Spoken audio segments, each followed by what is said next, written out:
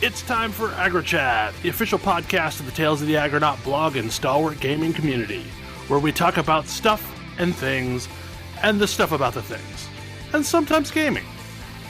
I'm Belgast, and let's start the show.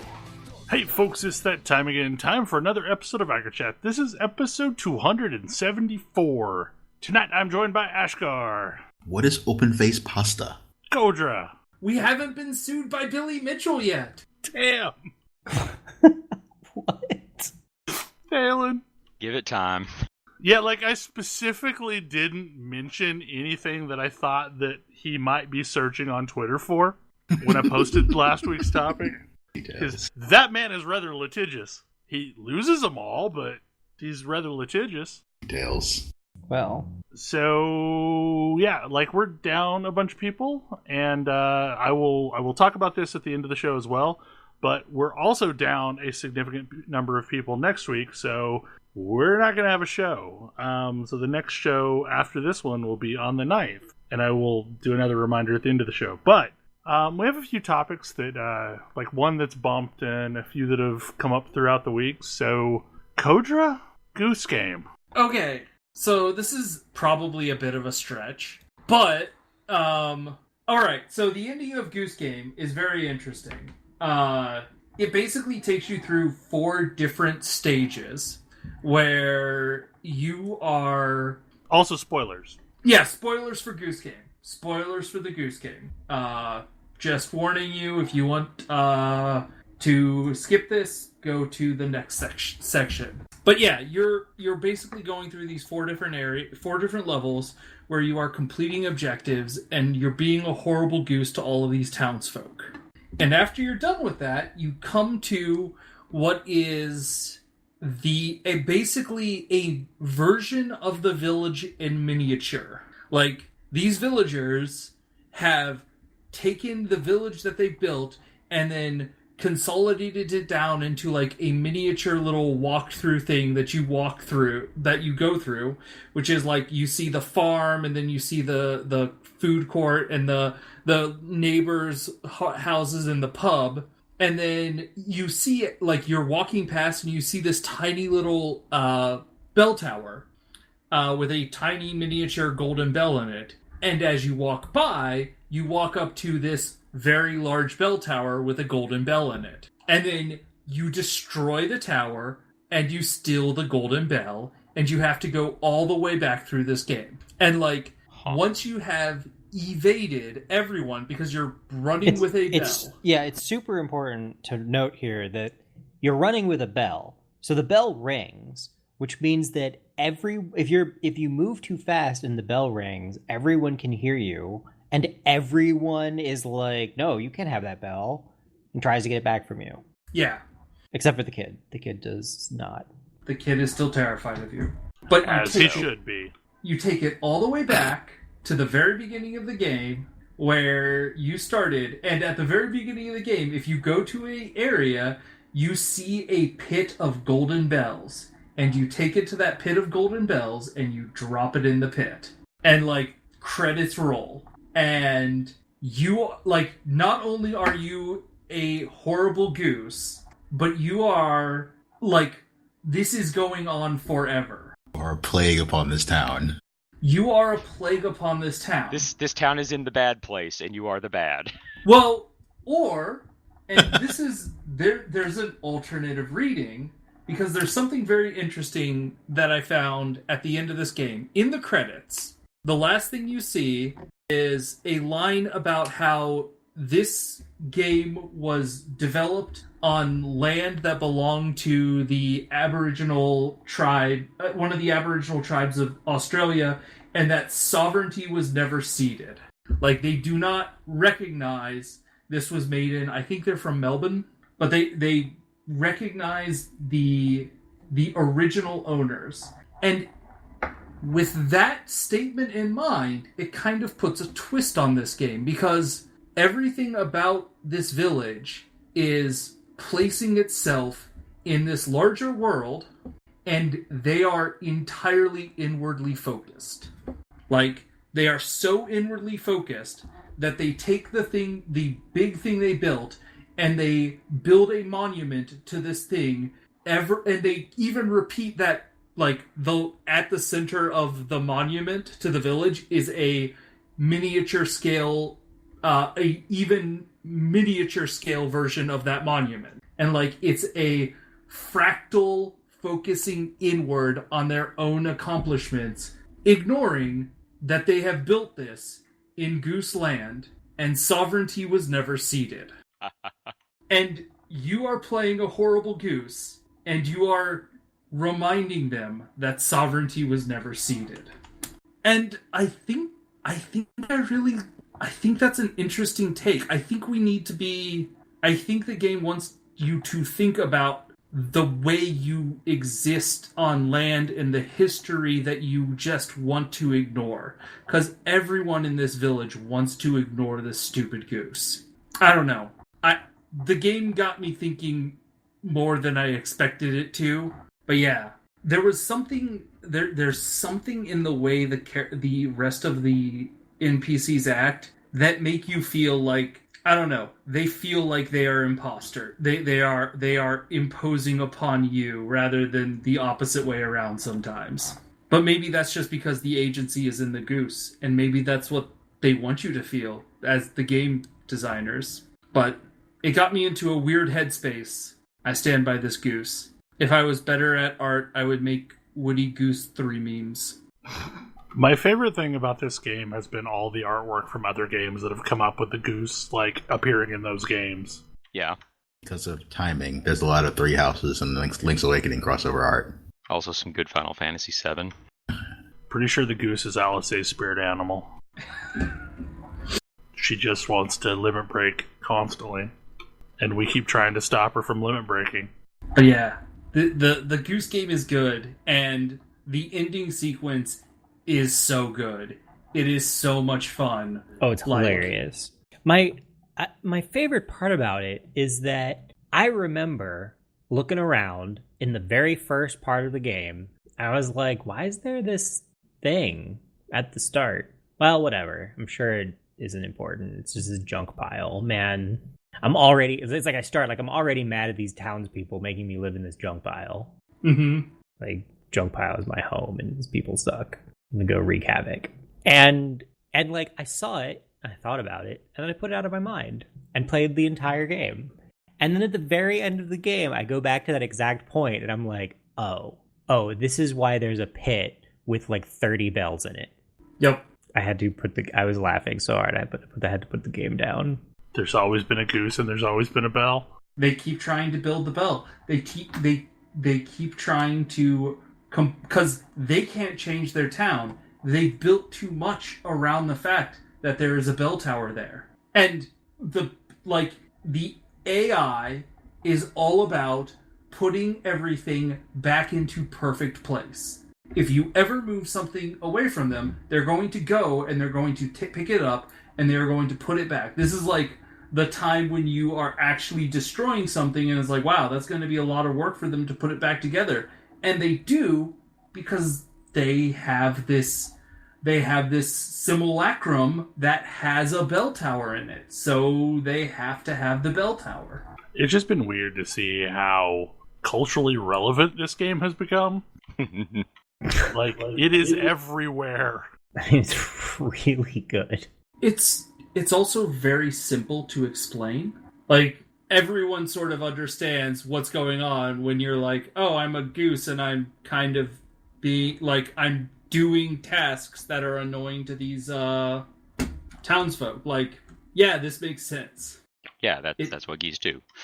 It translates well to a broad audience. Well, I remember there was a really good early VR game where you're basically like a cat knocking things off of like stuff. And I don't remember what that game specifically was, but it reminds me of Goose Game a lot, where like, oh, you're just a cat and you're gonna knock stuff off the shelf and the table and like drag things into another room, because of course you are, because you're a cat. I mean, so Goose Game is better at presenting you with obstacles for you, the goose, to overcome. Like, I don't know, it's easy for me to be like, yeah, these people are gonna like brush you away. They're never gonna like actually harm you, but they're gonna try and stop you. Whereas, like, I don't know, I can't imagine trying to stop a cat. They're basically furry little snakes. They slither out of wherever. So they're quite sharp. Yeah, they're also quite sharp. I say this as I am currently, like, constantly watching my feet to make sure they don't wander into my cat's territory. Cats will warn you. Stay out of their territory. No. Nope. I think I've used up all of my warnings many years ago. Yeah, of course you have. Like you were told. I get claws and teeth straight to the feet now.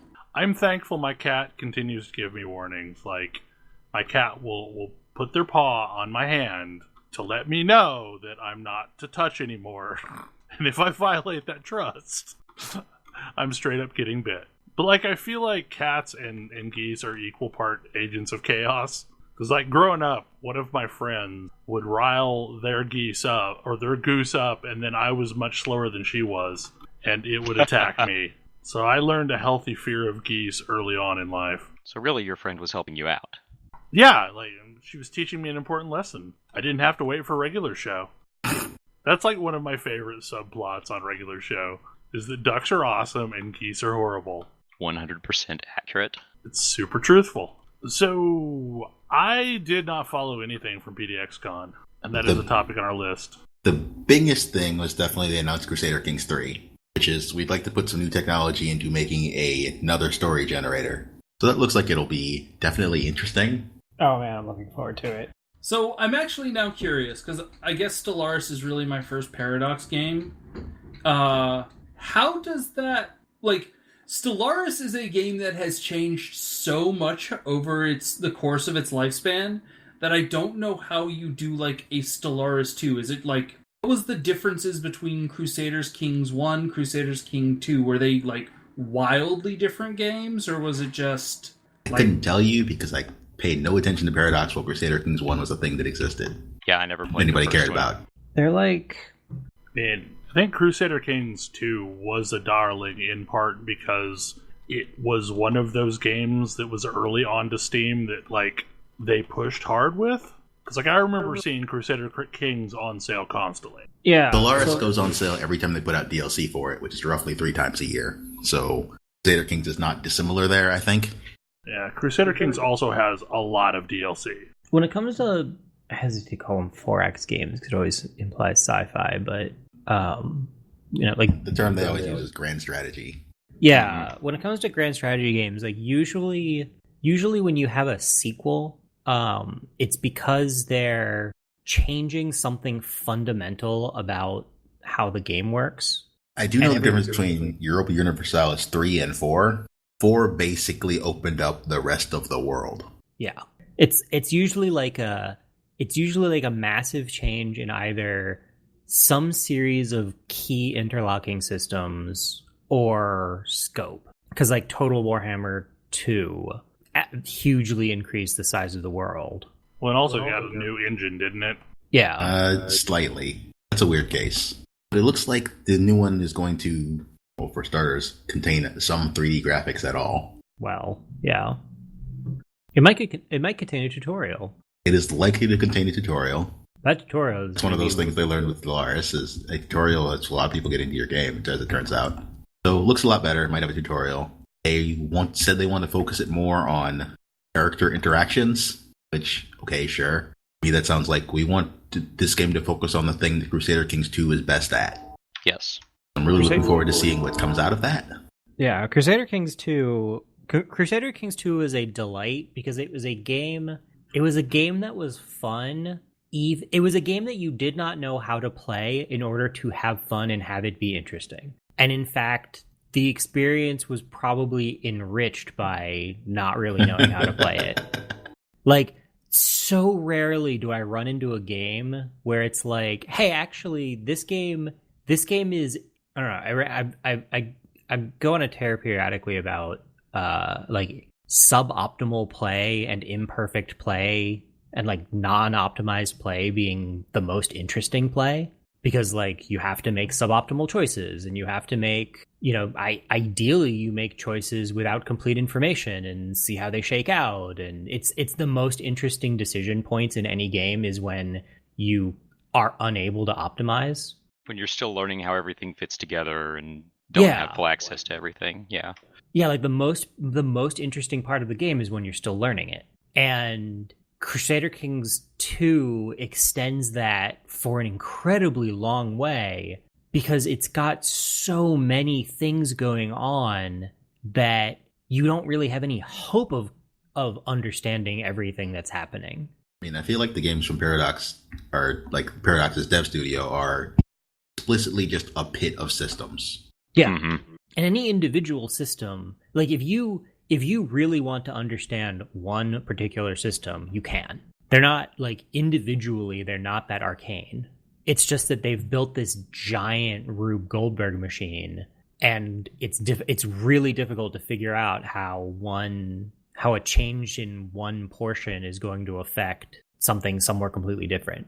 And that's what makes them such great story engines, because you can't know. Like it works really, really well in these sort of like, I'm simulating a nation or I'm simulating a large group, because it's like there's some inherent chaos in there and you can't know everything. And is it would be overwhelming to try and know, or is it you are physically blocked from knowing? Both. Okay. Like the vast number of systems and interlocking, it's like not the vast number of systems and interlocking effects of interacting with any of them is overwhelming to try to manage. You sort of focus on one or two things and do what you can and sort of hope the rest fall into place, and then like put out fires. Basically, you have to pick them up a few per game. Yeah. And then also, when you start talking about, the grand scale of things, it's like you don't know what all of the other nations are doing. You don't know what problems they might be dealing with or what their strengths are, other than via experimentation. For like Europa Universalis, because it is based on an actual map of Europe from like 1440-ish, you can guess. Unless you imported your nations- Crusader Kings 2 game. Sure, at which point you have thrown a wrench into the works and all bets are off. If you start a normal game, you are in the role of a country or a province or something. And some things historically happened, and some of the other CPU countries are going to try to make them historically happen. But, maybe you're Austria, and therefore you're in charge of the Holy Roman Empire, and you get to say what happens. You don't have to do all the things history said happens. In fact, you are strongly encouraged to not do this. I mean, there are often game mechanics urging you to do that thing. There are often game mechanics urging you in different directions. Now, is Crusader's King mapped to the real world, or is it... Oh, yes. Okay. Only all of Europe and Asia at this point. Initially, it was just Europe. They added Asia in. There's small amounts of North Africa. Africa. Yeah. Africa as far south as the Sahara, I want to say. Actually, I feel like they did add a whole lot of Africa in. Like, most of it is in, too. I believe that you can start a ruler that is, like, not historical. Yeah. Absolutely. You can just be whatever. Yeah, you can make your own guy. Every other ruler will be the historical ruler, or, as close as they can get. Or at least start that way. Well, I mean, that's the other part of it that I think is really interesting, is that it's actually extremely difficult to lose Crusader Kings. Like, it's possible, but yeah, because you're not playing a guy, you're playing a dynasty. Yeah.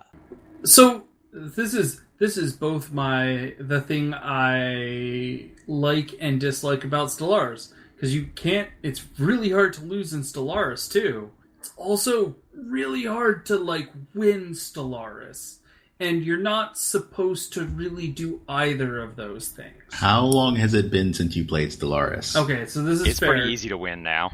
Is it? Yeah. I mean, there is now an end date at which point they declare the most powerful empire the winner, cutting off that part where you spend years and years trying to conquer the galaxy for not much effect. Okay, interesting. I did not realize that. I should play Stellaris more. Does Crusader's Kings have something that makes it end as well? It has an end date. Yeah, it also has an end date. But it explicitly, it sort of defies the concept of winning. Like, it doesn't care. Like, there's an end date, but that's not really what it cares about. Or tallying up the winner at the end is not a thing that game really cares about. I think it will grudgingly do it if you force it to. But it's really about like it's really about experiencing everything play out. Any other interesting things from PDXCon? Yeah, a few more. They announced the sequel to Surviving Mars called Surviving the Aftermath. And they also did the thing where they said, hey, it's on early access right now in the Epic Game Store. It is not really a sequel to Surviving Mars. It's set on Earth after whatever happened that caused Surviving Mars. Well, it is a different, like, I don't know how to explain this game because it's like kind of a management sim, kind of an RTS, and it's weird. Is that Surviving the Aftermath or Surviving the Aftermath? Mars? Yeah. Because I never played Surviving Mars. Is that a similar game? I think Surviving Mars is a more straightforward colony management sim. Yeah. Okay. So this is a slightly different developer. It's a sequel. It's in early access now. I didn't really look too much into it. Doesn't really look like my kind of thing. Looks like they announced looks like they announced Age of Wonders Planetfall expansion.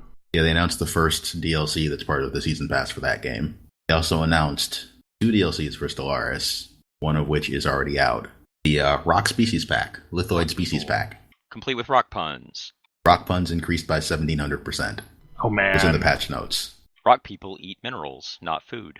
Yeah, silicoids were my favorite race in Master of Orion.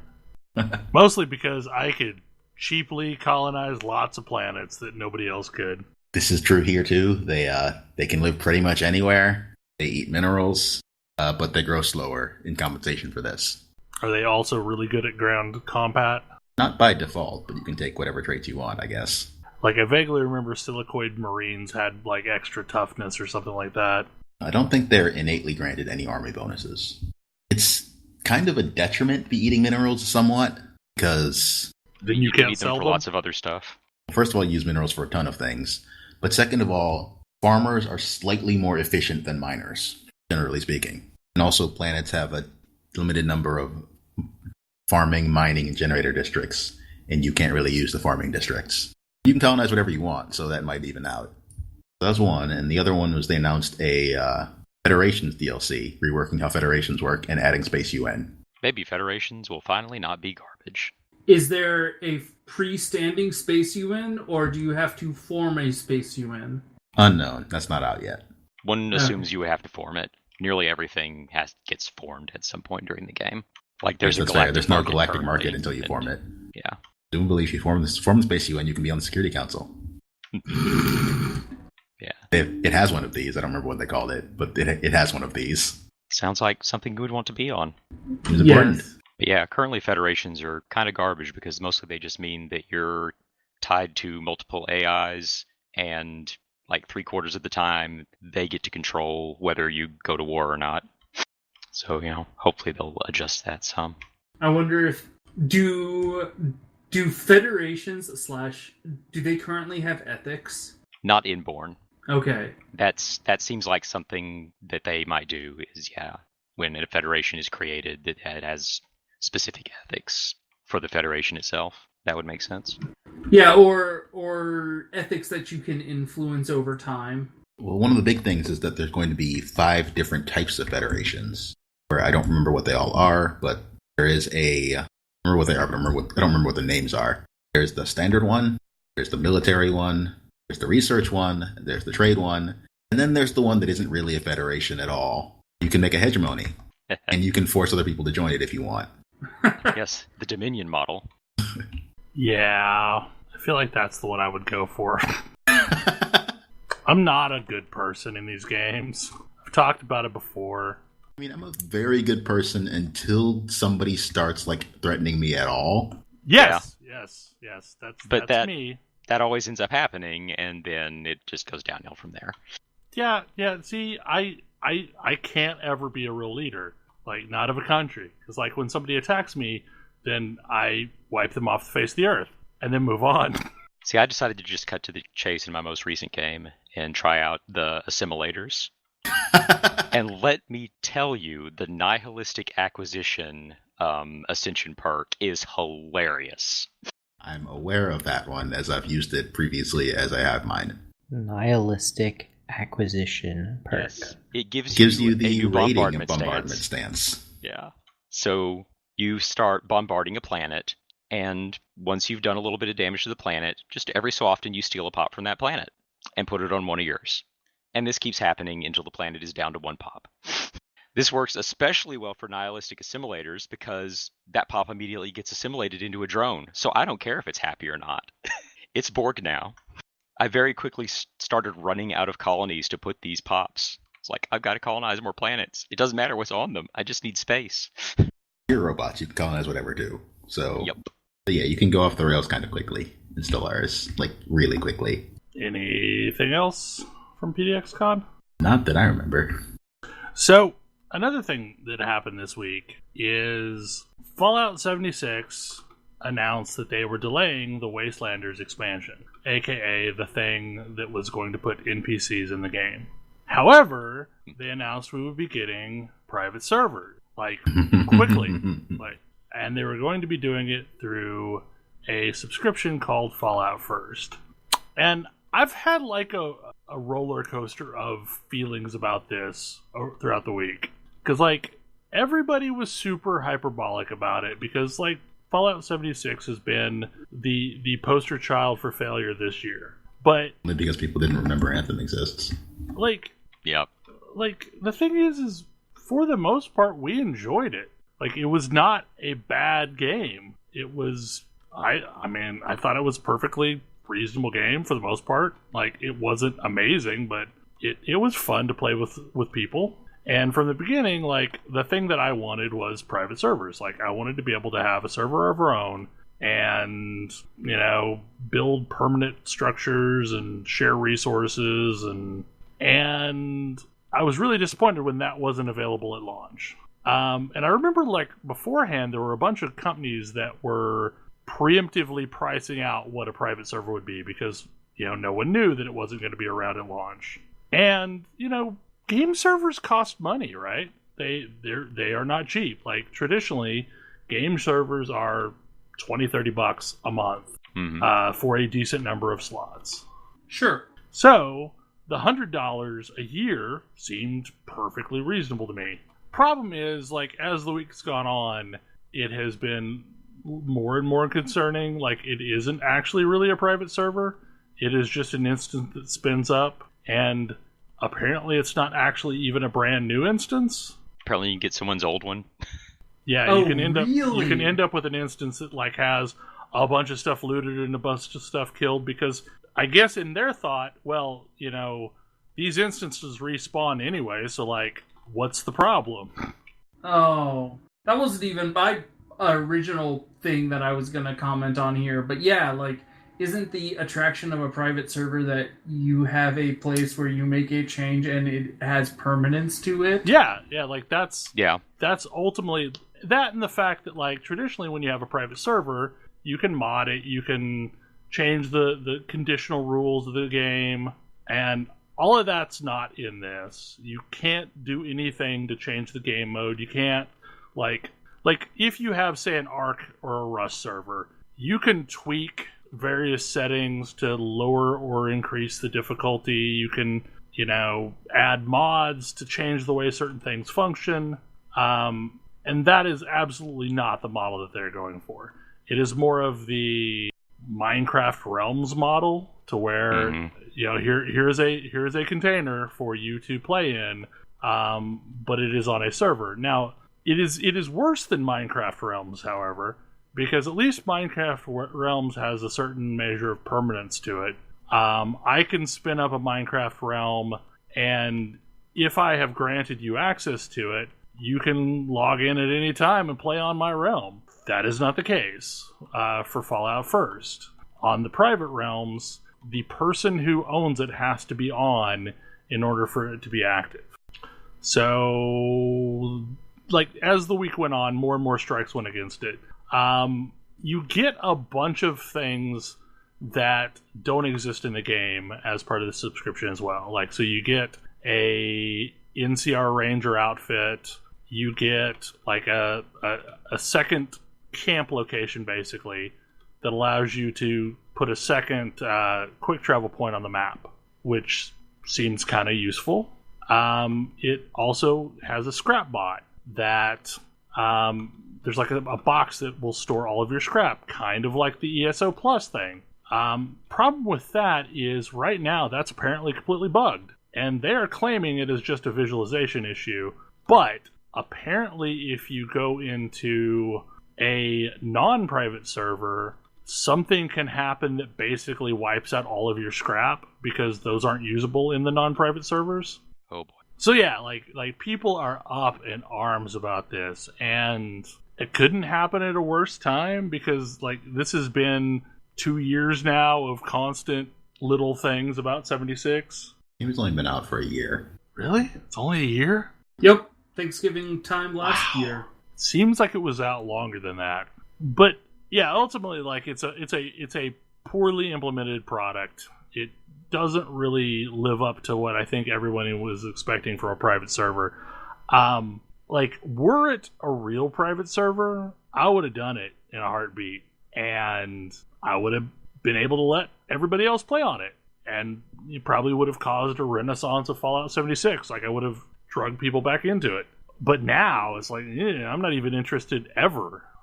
They would have to change the product offering massively for it to make sense.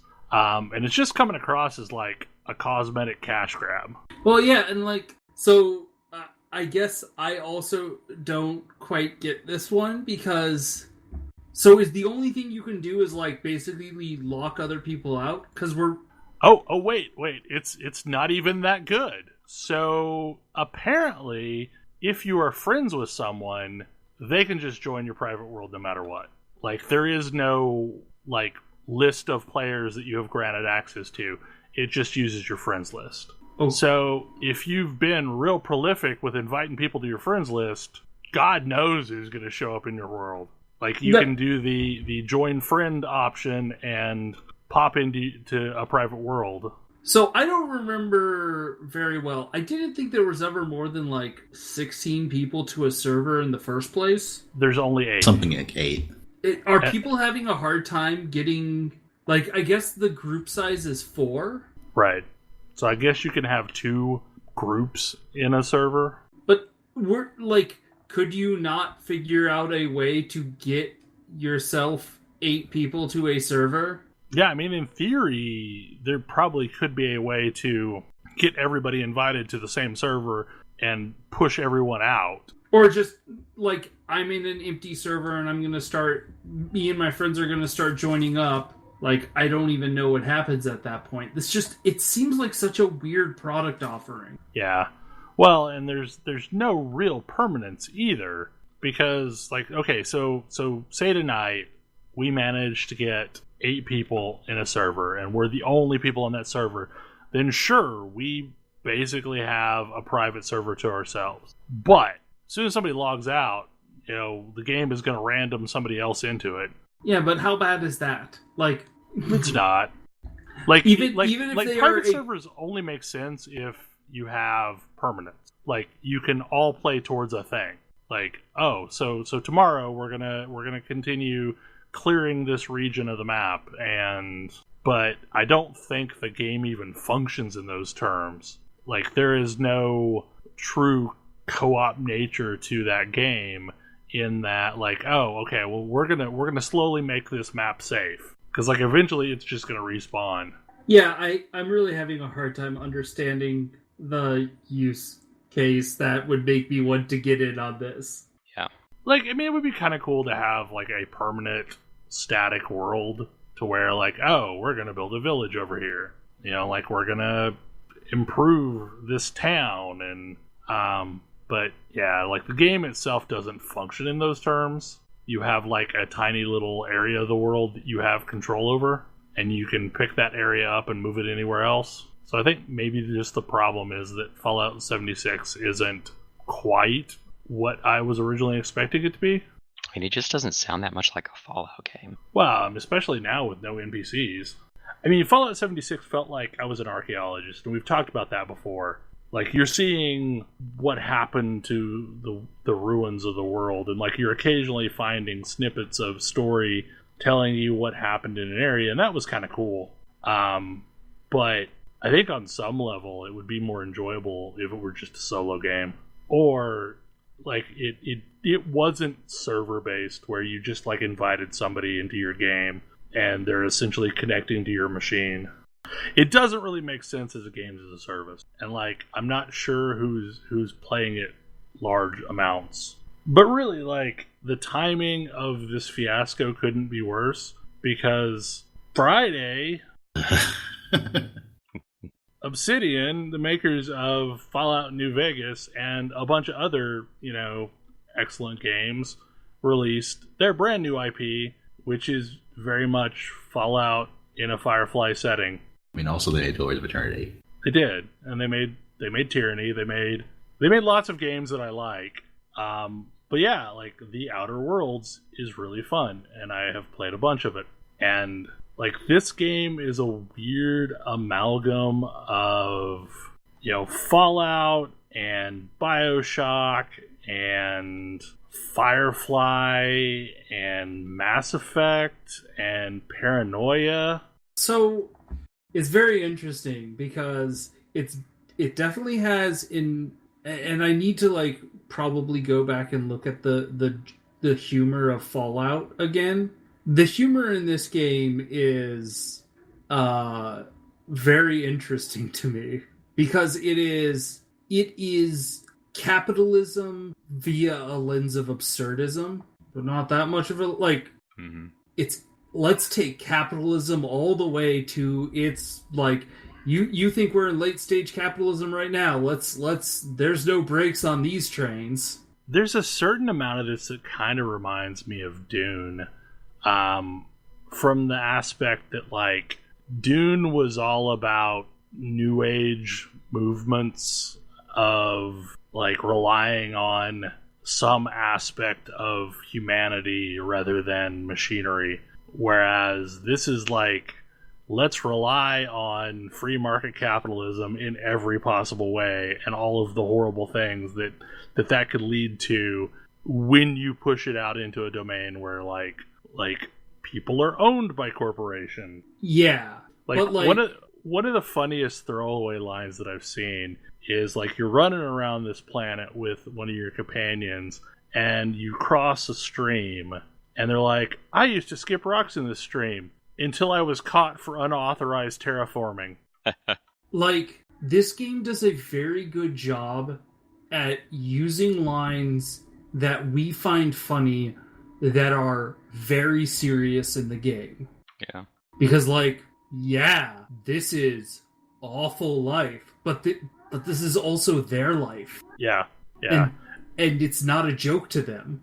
And, like, some people are bought into it 100%, and other people, you can tell, are miserable in this existence, as they should be.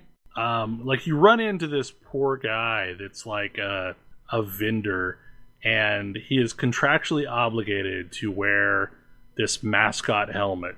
And he has to wear it 24/7. Like, he sleeps in it. He eats through a feeding tube. Like, you can question him about this, and as you keep going, like, he continues to break down more and more, and he's trying to respond with company slogans as he's supposed to, but like he eventually just loses it and breaks down. And you feel bad for like pushing him, but like there are lots of people that will only speak in company-isms, which is just creepy as hell. Talking about people being owned by a company reminds me, I'm kind of sad we never talked about Tacoma, because that was sort of an element of that. Yeah, the game takes it to. So one of the things that is a sub story is everyone is really nervous about this one NPC who killed themselves, and the whole town is really concerned because technically what that suicide is destruction of property, which will be a fine levied against the whole town. And like they're all like, we're on hard times as it is, we can't afford to pay these fines, what's going to happen to us? Like, this game also has so I am a little bit in, and I am currently dealing with a story arc where I'm working through one of the characters' like feels like they're being pulled into a relationship. Like you're trying to navigate one of your companions' potential relationships, and it comes out that they are they have romantic feelings, but they're also asexual, and trying to figure out how to navigate that, and talking about the troubles they've had with this stuff in the past. And like there is a lot of conversations that are really tricky to navigate, and also not stuff I've ever seen in a game before. Yeah, that whole sequence, like I'm pretty deep into that sequence now, and I have never seen a romance thread in a game played out quite that way. Because, like, it is not player NPC romance. It's like two NPCs having a romance. You actually have a moment where you can try and interject yourself into that romance. No.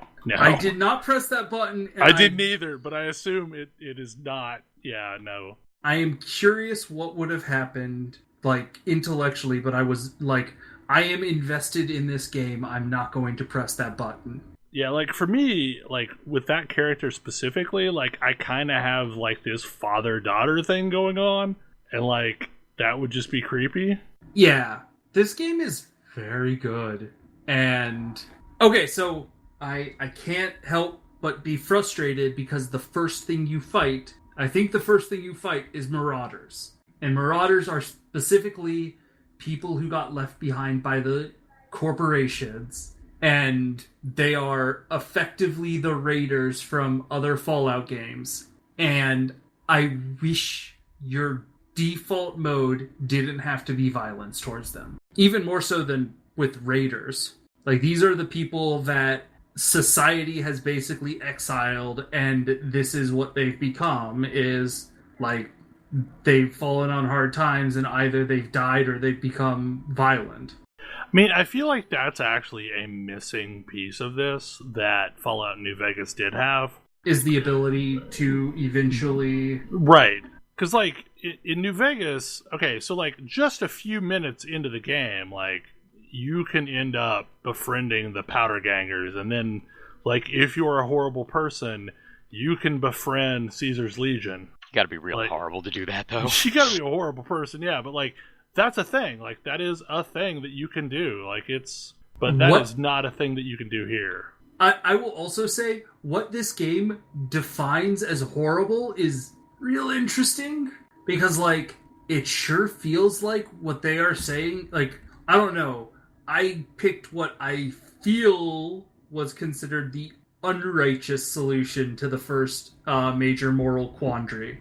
Like, I went against the first group of people that I met because I thought the other group was perhaps better, but it's definitely, there's definitely a lot of problems there. I felt I found an option that, like, basically kind of served both groups of people. I'm fascinated that I missed a third way. I am sad. Yeah, there's absolutely a third way. It involves, like, it depends on what you did. Like, so, I don't know. Like, it depends on like, there's variables. We could talk later. I don't want to get into spoilers, because, like, it is a really good sequence, and, like, I was like, I don't really want to do either. Like, so, like, yes, it would be very easy for me to say, you know, screw the corporation, I'm gonna go after with the rebels. But, like, there's a lot of casualties to that if you make that decision. Yes. Because there's a lot of people that are genuinely good people that have only ever lived in this world. Like they don't have another path. Like, 70 years have passed between when you went venturing and when you're entering the screen, and in that time, like the world has theoretically adopted this hyper-capitalism. Not that, like, I get that impression based on some conversations that I've had in the game, is that the first, second wave capitalists or colonists weren't, like, indentured servants, basically. I feel like this game also is benefiting from the timing of it. So one of the things that was always, like, sort of true with Fallout is it felt like the message of Fallout is like twofold, which is war is bad and nuclear war is really bad. Like those are the messages of Fallout. And also like, but they aren't actually the end of the world. But the core like political message is war is bad, nuclear war is bad. Mm. And I think even at the time when Fallout came out, we were all pretty much on board with that message. Yeah, that's the thing. Like, no one thought it was a good thing. This game has its sights very firmly locked into at capitalism. Capitalism is bad. Like, here is a reflection of capitalism, and it feels a lot more, because that's not necessarily what I would consider a solved space. It definitely feels a lot more, dangerous or risky as far as a decision to make this game. And the points it's trying to make are more interesting to me, because I feel like I have to process them through my own like understanding of the world and see what I actually think about that. I feel like there's going to be a lot of subtlety to this game that's totally missed on some folks that are of specific political viewpoints. I mean, I'm a pretty solid lefty socialist type person, but I definitely was like, ooh, this didn't really turn out quite the way I wanted to, because there are some problems with that viewpoint that need to be reckoned with. Like, how do we make sure that there is always a path to rehabilitation? Because that's what is missing in the ending I chose. Like, there's no way forward for the people who are currently indoctrinated by capitalism. They're basically left to die. And that's not good. That's not what I want. So maybe I need to think more on that. Well, and essentially it's not just capitalism, like it's a religion. Like, this is a religion. Oh man. Yeah, I think we were talking about this earlier. Very rarely do I find the ability to just kill anyone in a game useful, because mostly I'm like, I don't actually want to be the person going around civilized society and taking shots at people. Like, that doesn't feel good to me. But boy, when I met the chaplain, the vicar, the scientism, the way of free market economics as the like preordained truth to the universe, and being a rightful cog in your place is how you will help solve the grand equation and ultimately lead to the betterment of humanity. That got me angry. That got me hot. Well, and it's like, it's at all levels of the society. You know, the prevailing thought is, if someone gets sick, they got sick because they weren't working hard enough. Well, if they got sick, but they were working hard enough, then they deserve medicine so they can get better, so they can keep working hard. But if you weren't working hard and you get sick, then you don't deserve medicine. Which, honestly, is not that far off from how the American health system works. Like, if you got rid of stuff like Medicaid and Medicare, then yeah, the way you get medicine is by paying money. And you get money by quote-unquote working hard. Or by having health insurance, which you get by having a job. So yeah. It also has a certain aspect of Fahrenheit 451 / equilibrium, in that, like, there's a quest chain surrounding a forbidden banned book that has all been destroyed except for this one copy. Like, it's a real dark game. Like, I remember, I think Coder and I were talking about like this the very first day, because I played a little bit before going into work. I created a character, and then like at some point during the day, I think Coder was playing, and it's like, it's a really bleak game. There's a sequence where like you're trying to give medication to someone who's gone sick, but because it's the wrong brand, they don't want to take the medicine. Because, like, not only are you dictated to, like, follow the company rules, but, like, you can only use the products of the company. And because this medication came from a different company, then you're not able to use it. You're only able to eat food that comes from your company.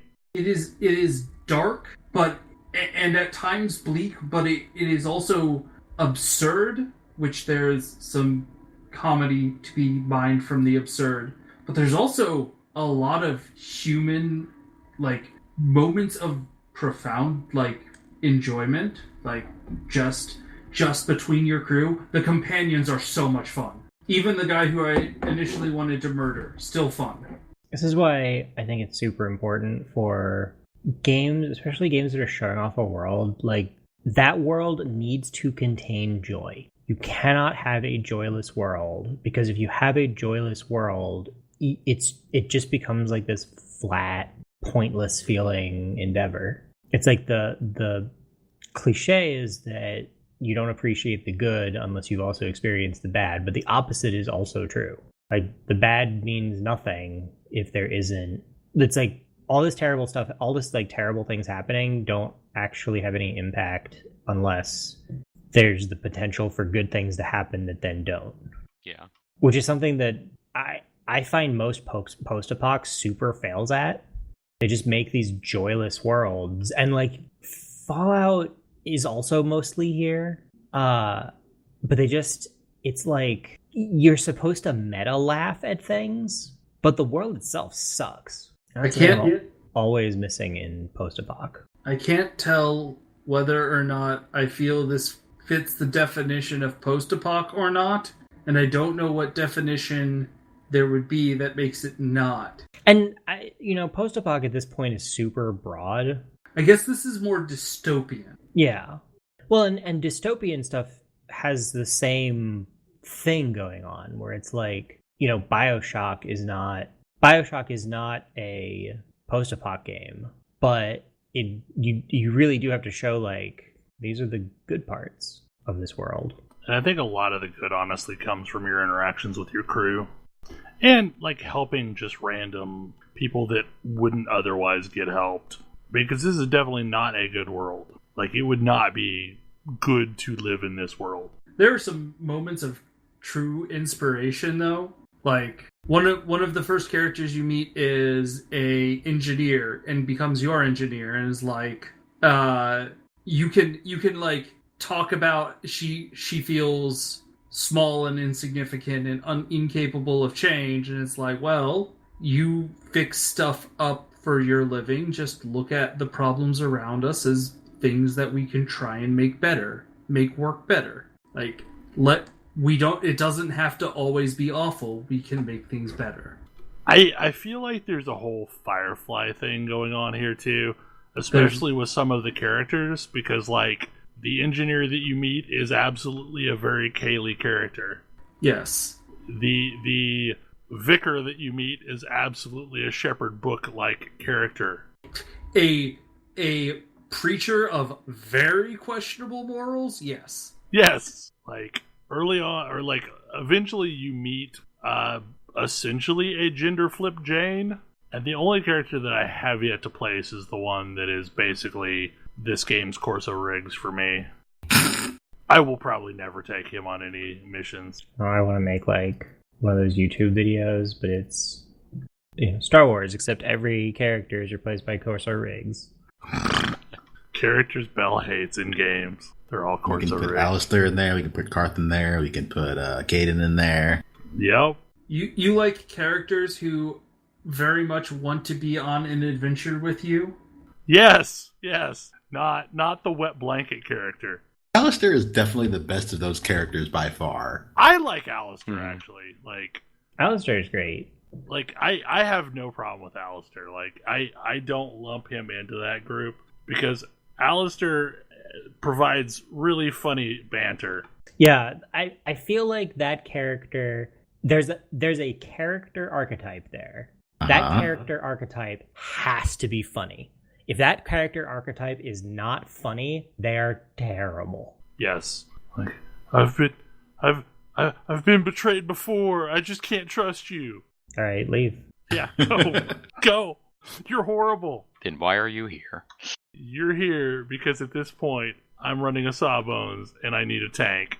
As soon as I get Bodar, you will never get used again. Or, now, I have Treek. I have a murderous Ewok. You will never get used ever again, Corso. Actually, that doesn't even matter now, because like you can make any character a tank. True. So, okay, Tam. So Tam is super jet lagged. So I'm shocked and amazed that Tam is still cogent. But earlier you said that this didn't seem like a Fallout game to you, and I am super curious how this like shakes out.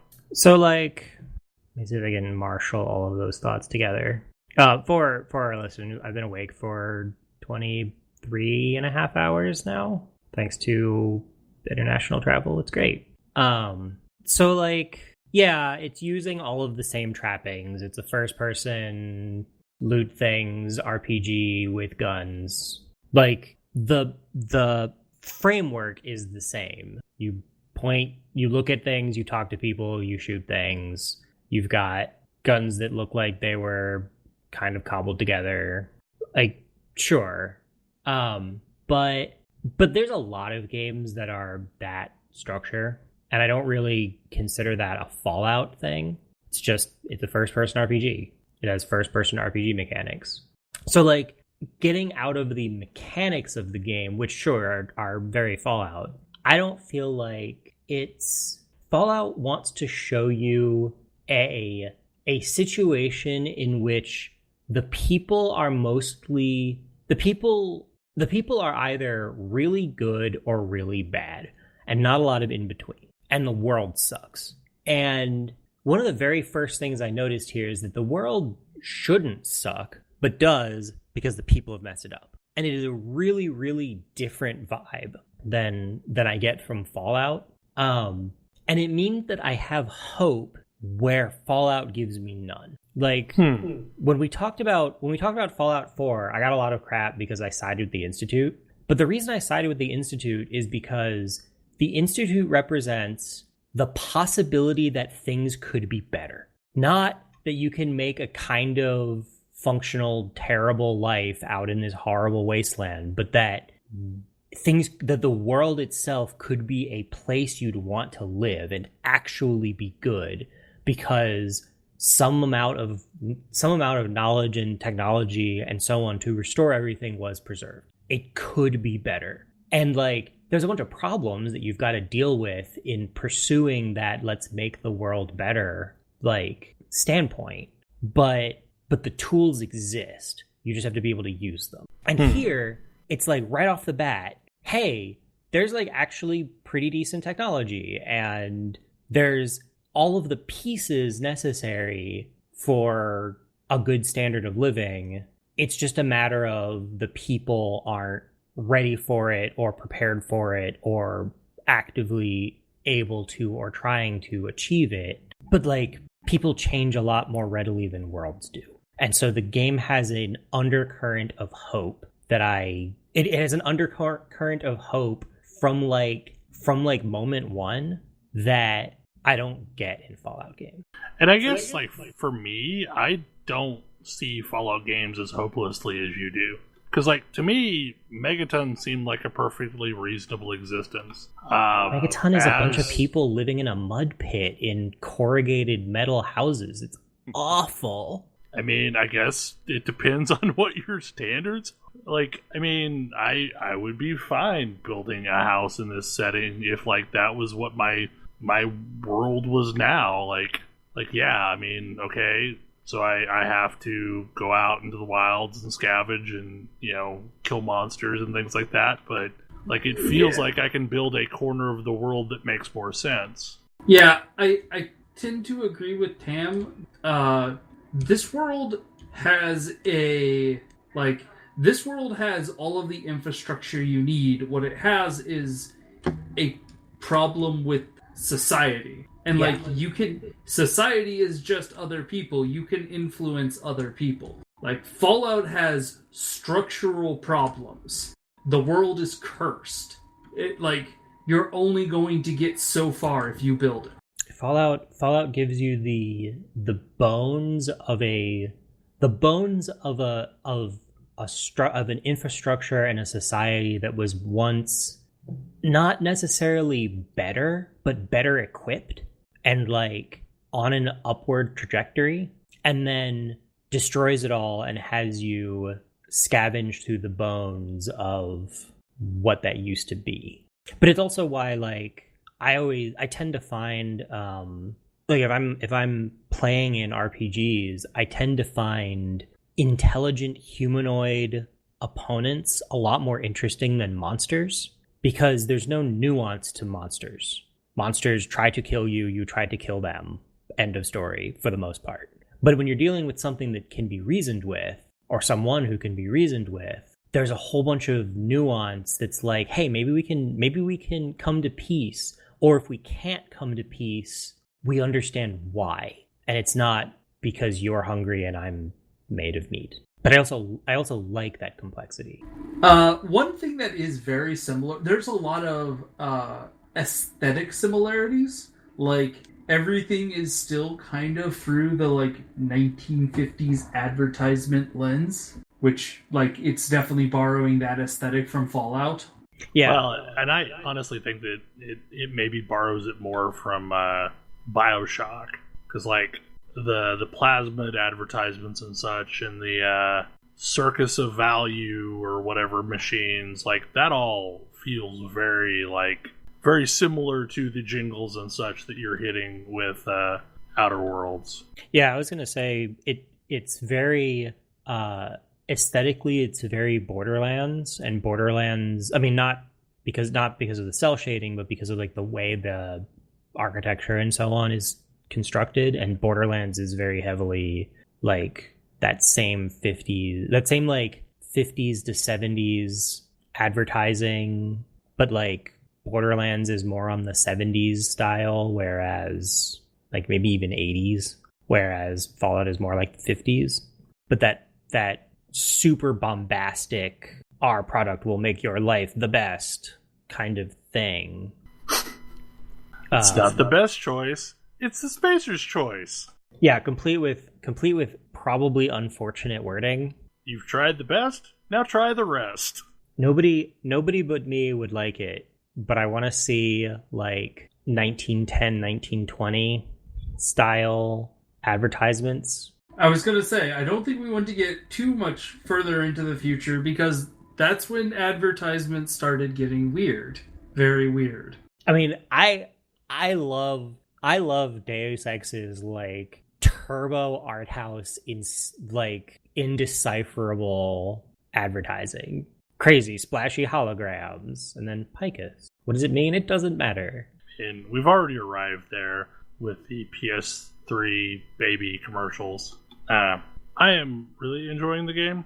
I am pretty much playing it just like I play Fallout. So for me, it feels very New Vegas-y. And I think like the main reason why I latch onto New Vegas is like my two favorite Fallout games are probably New Vegas and Fallout 2, which are the games that don't involve starting you in a vault. I mean, this game definitely involves starting you in a vault. Right, but like I feel like you have more freedom of choice than maybe the vault story usually starts you off as. That's fair. Like, you are more of a blank slate in this. Right. Whereas like a lot of the vault Fallout games put you into a whole familial system, like right off the bat, whether or not you specifically wanted it. And I'm just going to say Fallout Tactics doesn't exist. It's not a real Fallout game. I've never heard of that game, Ally so with it Death must not Gloss. exist. No such thing. You sure? I kind of want a Fallout game where you can ally with Death Gloss. I'm really happy to see Obsidian do this. I'm really happy to see them create their own setting in a similar, first-person RPG kind of thing going on. The writing has been excellent. The voice acting has been amazing. Like, the world isn't all green or all brown.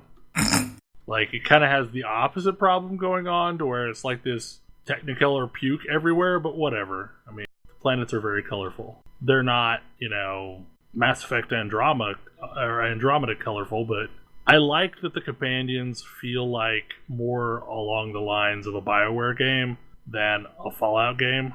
Yeah, there's a big thing. Because, like, Fallout companions have always been kind of, I don't know, lacking. And it feels like I'm building a team. Anyway, we have probably run a little longer. Any final thoughts before we kind of wrap things up? Don't think so.